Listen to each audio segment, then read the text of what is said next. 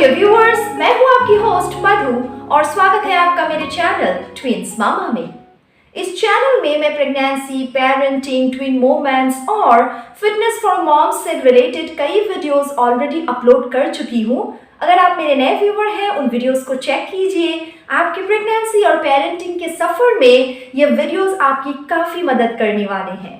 और अगर आपने मेरे चैनल को अब तक सब्सक्राइब नहीं किया है तो काइंडली सब्सक्राइब कर लीजिए। आज के वीडियो में मैं आपसे बात करने वाली हूँ कि क्या सी सेक्शन डिलीवरी के बाद आप सीढ़ियाँ चढ़ना उतरना इस तरीके के एक्टिविटीज को कर सकती हैं या नहीं। अपने सी सेक्शन से जुड़े वीडियोस में मैंने ऑलरेडी आपको कहा हुआ है कि ज़रूर ये सुनने में आसान सा लगता है कि एक महिला का डिलीवरी सिजेरियन सेक्शन के थ्रू हुआ है, लेकिन आपको एक बात का हमेशा ध्यान रखना चाहिए कि अगर आपको सी सेक्शन और नॉर्मल डिलीवरी के बीच एक को चुनना हो, आपको हमेशा नॉर्मल डिलीवरी ही चुनना चाहिए, प्रोवाइडेड आपकी प्रेगनेंसी से जुड़ी कोई कॉम्प्लिकेशन ना हो जिस दौरान मेडिकली डॉक्टर्स ही आपको कहते हैं कि आपको सी सेक्शन अब करवाना पड़ेगा। क्योंकि सी सेक्शन के आगे जो रिकवरी का प्रोसेस है नॉर्मल डिलीवरी के मुकाबले वो काफ़ी टफ रहता है। मैंने अपनी सी सेक्शन डिलीवरी के बाद की जो रिकवरी प्रोसेस रही है उस बारे में भी आपसे अपने एक्सपीरियंसेस शेयर किए हुए हैं इसी चैनल पे। अगर आपने ना देखा हो तो आप वो देख सकते हैं। सी सेक्शन सर्जरी एक मेजर एब्डोमिनल सर्जरी होती है और इसके बाद ऑन एन एवरेज आपको डॉक्टर्स कहते हैं कि 5 से 6 हफ्ते आपको रेस्ट में रहना चाहिए और ऐसी किसी तरह की मूवमेंट्स या गतिविधियां नहीं करनी चाहिए जिससे आपके इन सीजन साइट में ज़्यादा प्रेशर पड़े।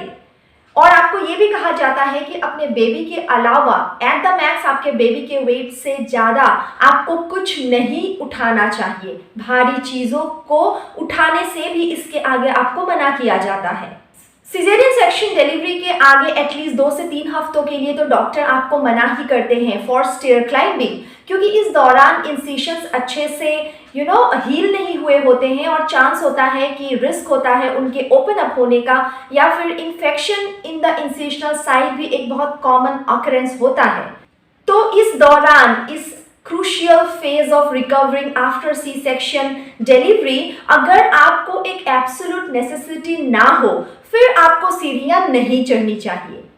लेकिन अगर कुछ ऐसा सिचुएशन आ जाए कि आपको सीढ़ी अभी चढ़नी ही है, फॉर एग्जाम्पल अगर आपके घर में आपके बेडरूम तक जाने के लिए सीढ़ियाँ हैं या फिर कोई भी इमरजेंसी सिचुएशन में, ऐसे में आप मदद लेने से ना कतराएं।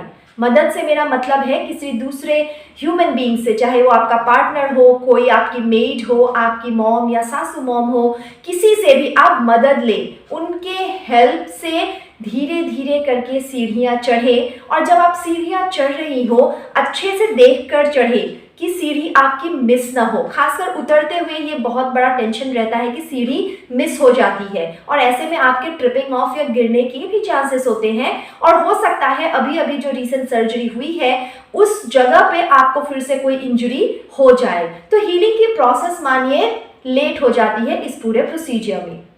किसी और बंदे की मदद लेने के साथ साथ ज़रूरी है कि आप हैंड रेल का भी इस्तेमाल करें। सीढ़ियों के साइड में जो रेलिंग रहता है उसे पकड़कर और दूसरे साइड किसी और की मदद लेकर धीरे धीरे जब आप सीढ़ियाँ चढ़ेंगी, इससे आपको इंजरी के चांसेस काफ़ी कम रहते हैं।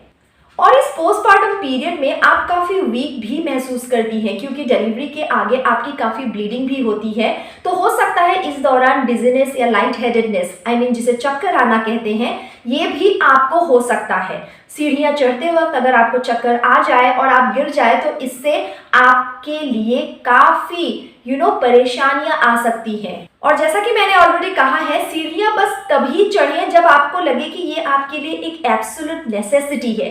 फॉर एग्जाम्पल, अगर आपका रूम फर्स्ट फ्लोर में है और आपको बार बार ऊपर नीचे करने की ज़रूरत पड़ सकती है आने वाले कुछ दिनों में, तो एटलीस्ट फॉर 3 to 4 वीक्स आप अपना रूम नीचे कहीं शिफ्ट कर लें, सो दैट आपकी ये जो कॉमन एरिया है घर में उसमें आने जाने के लिए आपको अपने बेडरूम से सीढ़ियाँ उतरना चढ़ना ना पड़े।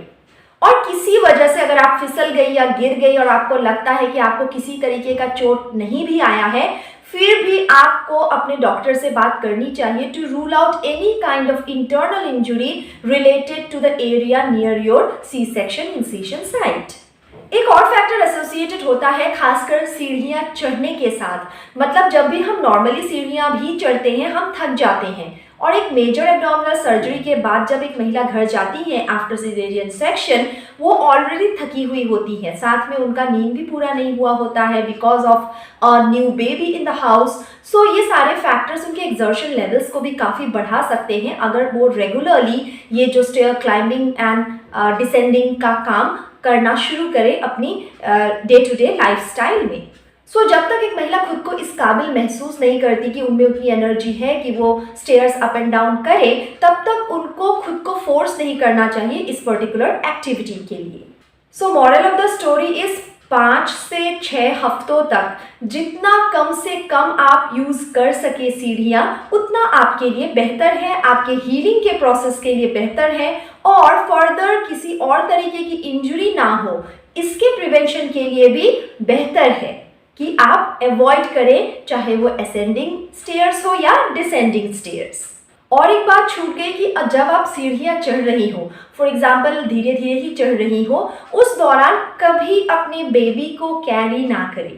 बेबी के साथ इमीडिएट पोस्टपार्टम पीरियड में, वो भी आफ्टर सी सेक्शन सर्जरी, अगर आप सीढ़ियाँ चढ़ती उतरती हैं और बाय चांस किसी वजह से आप अपना संतुलन खो देती है, तो ये आपके लिए और आपके बेबी दोनों के लिए काफ़ी डेंजरस साबित हो सकता है। रिसेंटली मेरी एक व्यूअर का ये क्वेरी था कि क्या उनको आफ्टर सी सेक्शन डिलीवरी सीढ़ियाँ चढ़नी चाहिए या नहीं चाहिए, तो मुझे लगा शायद ये क्वेरी बहुत सारी नई मॉम्स के जहन में आता होगा, इसीलिए मैंने ये वीडियो बनाया। आई होप ये आपके लिए यूजफुल रहा होगा।